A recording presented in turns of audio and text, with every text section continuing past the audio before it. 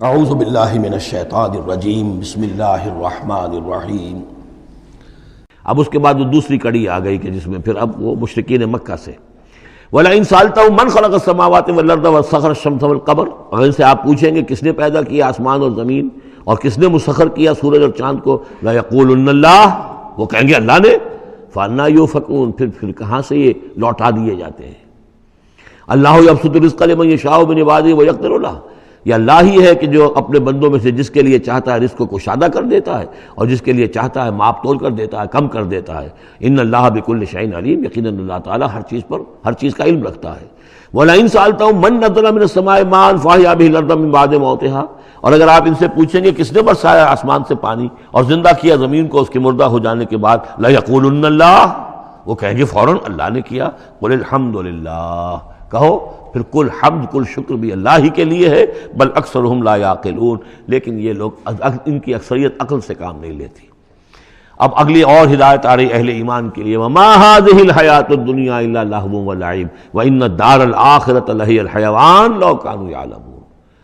دیکھو مسلمانوں، یہ دنیا کی زندگی تو کھیل کود کے سوا کچھ نہیں، کھیل ہے، کچھ جی کا بہلا لینا ہے، یہ ڈرامہ ہے جو ہو رہا ہے۔ یہاں بادشاہ ہوتا ہے کچھ عرصے کے لیے بادشاہ، جیسے ڈرامے میں بادشاہ ہوتا ہے، لیکن جب مرے گا تو کیا وہ بادشاہت کہاں رہ جائے گی؟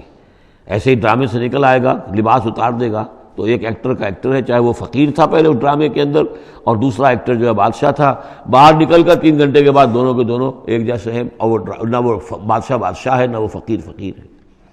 یہ ہے عارضی سا ہے، لیکن یہ کہ ان الدار الآخرۃ لہی الحیوان، یقیناً آخرت کا گھر وہ ہے اصل زندگی وہ ہے۔ لو کانوا یعلمون، کاش کہ ہمیں معلوم ہوتا، لو کننا نعلم، کاش کہ ہمیں معلوم ہوتا۔ یہ بھی نوٹ کر لیجئے، آخرت کو صرف مان لینا کہ ہاں آخرت ہے، بعد سے بعد الموت ہے، یہ کافی نہیں ہے۔ یہ معلوم ہو کہ اصل زندگی وہی ہے۔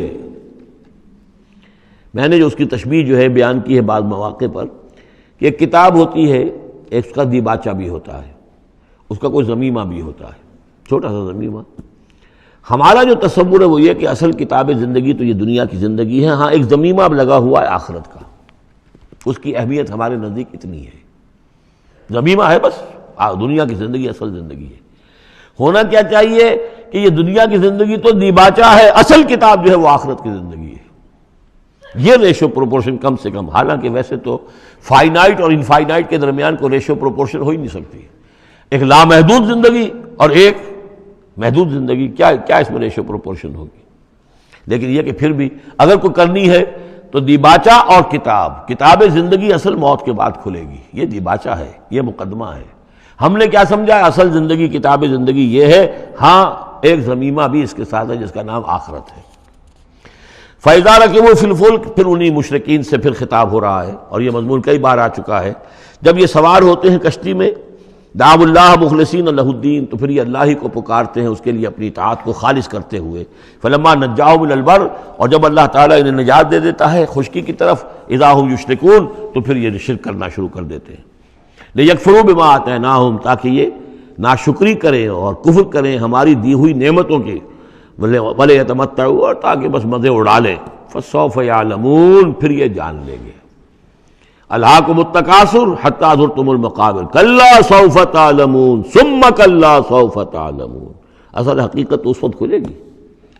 اولم یروا انا جعلنا حرما آمنا، یہ پھر اہل ایمان سے کہا جا رہا ہے، کیا یہ دیکھتے نہیں کہ ہم نے حرم کو ان کے لیے امن کی جگہ بنا دیا ہے۔ وَيُتَخَطَّفُ النَّاسُ مِنْ حَوْلِهِمْ، اور لوگ جو ہیں اچک لیے جاتے ہیں ان کے ارد گرد سے، باقی عرب کے اندر تو امن و امان تھا ہی نہیں۔ افبالباطل یؤمنون وبنعمت اللہ یکفرون، تو کیا یہ باطل پر ایمان رکھتے ہیں اور اللہ کی نعمت کا یہ کفران کر رہے ہیں۔ ومن اظلم ممن افترى علی اللہ کذبا او کذب بالحق لما جاءہ، اس شخص سے بڑا ظالم اور کون ہوگا جس نے کوئی چیز گھڑ کر اللہ کی طرف منسوب کر دی، اور اسی طرح وہ شخص کہ جس نے اللہ کی طرف سے آئے ہوئے حق کی تکذیب کر دی جبکہ اس کے پاس آیا۔ یہ دونوں ہم بدن جرم ہیں، یعنی اگر میں جھوٹ موٹ قرآن جو ہے خود تصنیف کر کے اللہ کی طرف منسوب کر رہا ہوں تو مجھ سے بڑا ظالم اور گناہ گار کوئی نہیں۔ لیکن یہ بھی سوچ لو، اگر واقعتاً یہ اللہ کا کلام ہے جو میں تمہارے سامنے پیش کر رہا ہوں اور تم اس کی تکذیب کر رہے ہو تو تم سے بڑا ظالم کوئی نہیں۔ الیس فی جہنم مثوی للکافرین، تو کیا جہنم ہی میں ٹھکانہ نہیں ہے ان کافروں کا؟